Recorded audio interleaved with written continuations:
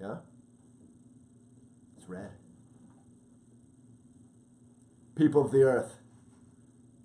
Yeah? We live? Okay. Sorry about any confusion, folks, but you're probably not here yet because it takes about 5 minutes for people to tune in, so it's all working out well. So I'm talking to a Minion, it looks like the Minions except black, a new camera called a Mevo, and I'm not talking directly through Facebook Live. So this is a little bit of a new experience. Today I wanted to talk about the guilt trips that we all inflict upon ourselves for being wildly imperfect. I think this is something common to all people, at least my sample size of my 43 years on this planet. Everyone I've ever met does this. So maybe think about a couple things you can't stand about yourself and you feel bad about yourself for doing again and again and again and again. I'll go first. So I grew up, I don't really know why, but I was very proud and insecure and had a sort of temper tantrum habit. So I remember one time I was in school and I got like something less than an A+, which was my expectation because I was a stable genius. And the teacher gave me an A- or whatever. And I literally stormed off from the school and walked away from the school for miles and miles until I realized that no one really cared and no one was coming after me, and there wasn't going to be some big reality TV show moment with dramatic music where the whole school apologized to me for you're distracting me. Sorry, we're just trying to adjust the camera. Do we need to do anything? The Minion is not cooperating. Are we good? Okay. Yeah? Okay. Back to our regularly scheduled programming. That it actually works out well to have little gaps in what I'm talking about because our major advertiser, Monsanto, has these 15-second commercials. Speaking of mindful advertisers, Monsanto would not be one of them. My videos right now for this month are brought to you by Aspiration, which is a bank that, my God, invests your money in cool things like not war, not, various other things that are causing death and destruction on our planet, and gives you a better deal, no ATM fees anywhere for life. Check them out. I think they're in the intro and in the comments, the link. And I've actually met with them. They're wonderful, and we're always proud to support meaningful businesses connecting with our 5 million plus fans on Facebook. So back to what I was talking about. And in the background, you can hear my dog, very excited. He's having a great day. Okay. This should be a video about distraction. So, another one of my bad habits, aside from meaningless temper tantrums that don't get me what I want, is I tend to get very busy. I think this is something I maybe inherited from my mother, but I can't blame her because I've now done it for decades after she raised me, which is sort of a very kind of martyrdom kind of thing where I get very busy and I'm trying to do good stuff for the planet or for other people, and then I sacrifice anything that I want to do again and again and again. But the fun doesn't stop there. I then feel proud about that in a kind of egotistical way, which removes the joy of being a good person. And I feel self-pity for myself because I don't get to do those things. So it's this wonderful, just messy sandwich with self-pity and self-importance and actually doing some good stuff mixed up with real sacrifice that sucks. And, it's just a big messy sandwich of neuroses that no one would want to eat ever. So these are various things, enough about me. These are various things I'm doing, but I'm just talking about them because hopefully you right now can think about things in your life, and I'd love to know the number. What is it? Okay. I just want to know if anyone was actually watching or if I was just talking to myself. Wow. That's my dog partying in the back. Okay. There's a Buddhist saying, if you can work with distraction, you're well trained. So I'll try to be well trained right now. So I'm talking about my specific situations because cliche really doesn't help. And hopefully you can think about specific neuroses you have Buddhism calls them habitual patterns. Normal people call them habitual patterns as well. But these habitual patterns say how we relate to food and stress, or how we relate to falling in love. Oh my God, it's so perfect, I'm going to crush it until they break up with me, and then I can be confirmed that I'm not good enough. You know, we all have our habitual patterns. So the good news is these habitual patterns, and I found myself doing this yesterday a bit, where you see your habitual tendencies come up, even around good friends or colleagues, and you start judging yourself really harshly and saying, God, when am I ever going to stop doing this stuff? And some of that is healthy, right? In Buddhism, they call them revulsion for samsara, I think is what it's called, which is you finally kind of get over yourself. You finally get sick of doing the same thing again and again and again. We all know that Einstein quote, which is the definition of crazy, which we're all a little bit crazy, is doing the same thing again and again and again and again and again and again and again and again and again and again and again and expecting a different result. And hopefully, eventually, we get sick of it, and that is healthy. But then we have a brief healthy moment of awareness, and we then flip into kind of self-condemning judgment and guilt-tripping yourself, which not only is not fun, but it's actually an action of ego. It doesn't help you get over it. So the first thing we can do is Maitri, which hopefully is in the comments. But Maitri is being kind to yourself. Being kind to yourself doesn't mean saying, oh, I'm a douchebag, I'm a jerk, I misuse people, but that's okay. That's not being kind to yourself. Being kind to yourself is saying, look, my heart is full of, you know, love and guilt trips and self-pity and all these things, and that's okay. I'm a human being. My heart is big and messy. And then what you can do, at least in Buddhist tradition, or any of you can if so inspired, is apply yourself to meditation. Meditation is sort of like a sanitizing process. So you put yourself through it again and again and again, and you start relying on the present moment and reality instead of your own storylines. And then the next time your habitual patterns come up, they come up in the context of reality instead of your own storylines, your own habitual patterns. Don't kind of reinforce your habitual patterns. Your habitual patterns of how you relate to your habitual patterns don't reinforce further habitual patterns. And if you're sick of that sentence, so am I. So let's move on. So the wonderful thing is you can actually start being kind to yourself. And this is tough. This is hard. It means it doesn't feel like, you know, you're reading Pema Chodron in the crook of a tree over a creek and there's meadows and, you know, Brene Brown stops by to bring you an Americano. It's not like that. It's more like staying in a sauna for way too long, but still staying in there and longer, and you just have to leave, but you stay in there. That's kind of what it feels like. It's hard because you're kind of, you know, like people like to talk about detoxing in yoga. It's a little bit like that kind of thing, except without the sexy outfits and, you know, camaraderie. It's just you dealing with your own mind and your own heart through meditation. So I've done a ton of videos on how to meditate. Meditation shouldn't be some big spiritual thing where you arrange, you know, your essential oils and your Palo Santo and your, you know, again, your kind of like sexy outfits and your camaraderie. It's just simple. You can do it first thing in the morning, first thing before going to bed. There's nothing wrong with having cool outfits or doing it with friends. All that is positive and wonderful. But it's just simple. It shouldn't be a big project.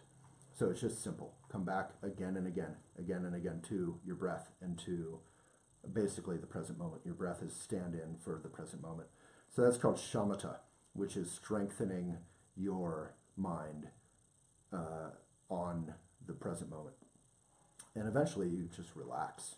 Thank God, right? Or thank whomever.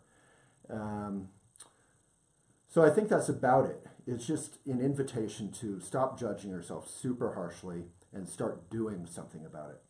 And then I had this moment in high school when I had grown up in the Buddhist community, but I'd never really done that much in it. I'd done everything, but sort of in a cultural sense, you know, not in a personal way. And I went off to college. I was really young.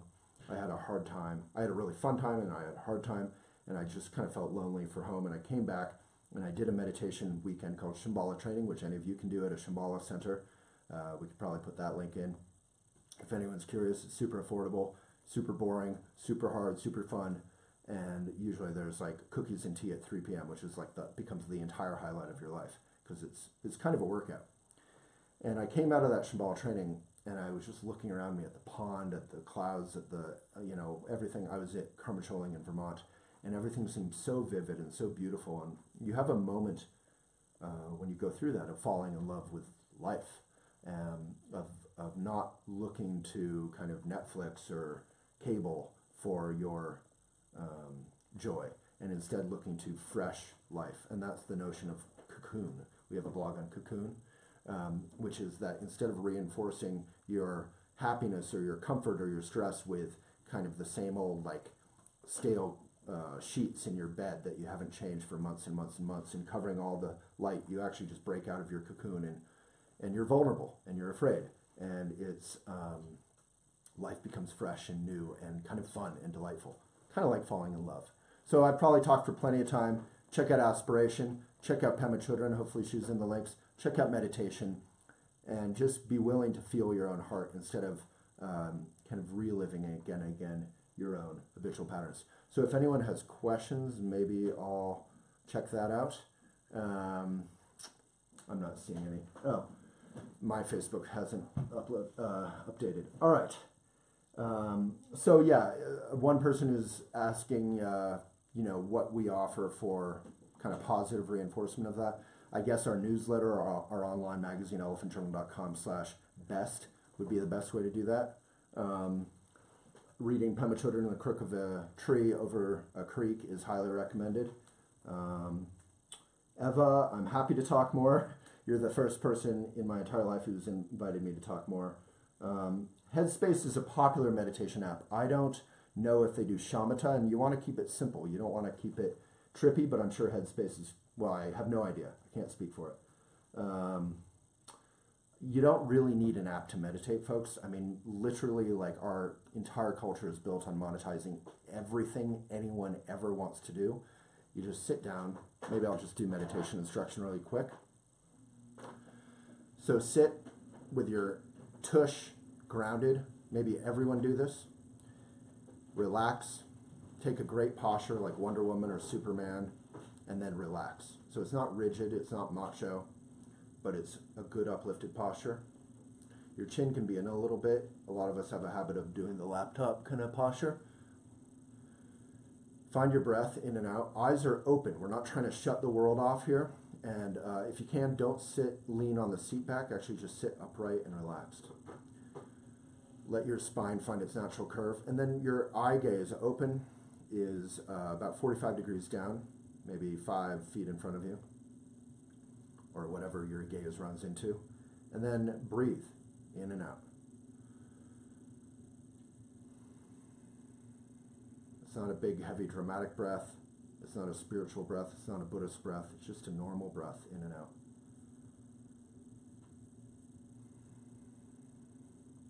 If you find yourself thinking about lunch or an argument in the past, or lunch in the future, or something troubling you, or I was listening to the Cranberries this morning and zombies stuck in my head, you just notice that, you label it thinking. I'm thinking.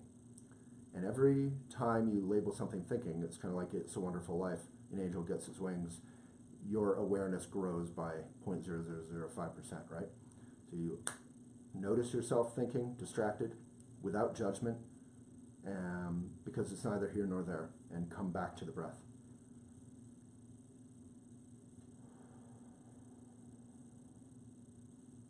And it's simple. You just do that forever for the rest of your life, twice a day. A couple minutes in the morning, a couple minutes at night. If you want to do it for longer, a weekend retreat, I highly recommend Shambhala training because the teachings are amazing. I highly recommend reading Pema Chodron. We have a lot of great blogs about her and videos by her on Elephant Journal if you search Pema. All right. Yeah, and I'm sure the app could be great, but again, like, we don't need our phones to do this.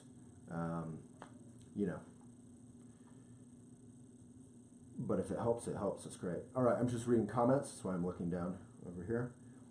Okay, I can relate to the sauna. I need to hear this. I love you. I love you too. Just what I needed to hear. Yes, living in the now is hard for me. I've been a lazy ass when it comes to self-care. Yeah, it's so much easier not to care about ourselves because it's actually hard. And meditation for a while, but looking forward to my new mala beads and tutorials that I ordered to get here in the mail and help give some tangible things to help me refocus inward. So that's from Karina. So Karina, what I would recommend is create a little space, a corner in your apartment or your house where you can meditate. Don't put too much stuff around. Just a little corner where things are simple and you have space to just meditate. I have a meditation cushion, a blanket. I meditate first thing in the morning. I meditate right before I go to bed. I usually meditate in bed before I go to bed. And you just touch in with your breath. And I just keep doing it until my breath is kind of the focus of my awareness instead of my bullshit thoughts. And then before and after, you can dedicate the merit of whatever you're doing to others so that you kind of let it go, keep it light. And this is all from Trungpa. We could put a couple of Trungpa blogs, or maybe we already have. Buddhism. All right, just reading through your comments. Do I recommend any particular music while meditating? I don't. There are wonderful meditations with music, or those are more contemplative. I really recommend no distraction, no meditation, no anything. Not because you're saying no, no, no to life. Just keep it simple. Really, you want to just keep it simple. That's why you take a good posture. Your hands are flat on your thighs.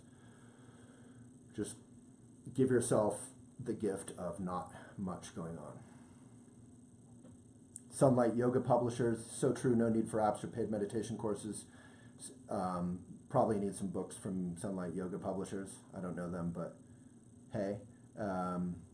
Whatever technique, direction, so simple it is, the discipline to practice is what is needed. Yeah, it's simple, it's not easy. So my uncle, who's a genius, an unstable genius, he would always say, I can't meditate, I'm too neurotic. There's this great cartoon we just put on Instagram, the Batman one, where it says, someone's saying, I think it's like Robin is saying, I can't do yoga, I'm too stiff, or something. And Batman's slapping him and he's saying, that's why you do yoga. So if you're crazy and neurotic, that's why you meditate. Meditation is not for spiritual, happy people who are wearing nice pastel outfits and a big scarf, you know? It's for everyone.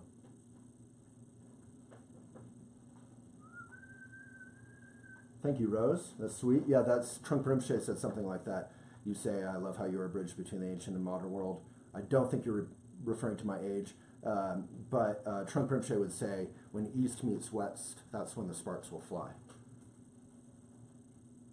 Danielle is saying Headspace is simple and great. Awesome. Okay. Tons of comments. Pretty cool. Thank you so much, everyone. Check out Aspiration. Every time you support one of our mindful supporters, you keep Elephant going. And check out all the links our editors on duty put in the comments for you. So check out at least one of them out. All right. Thanks, guys.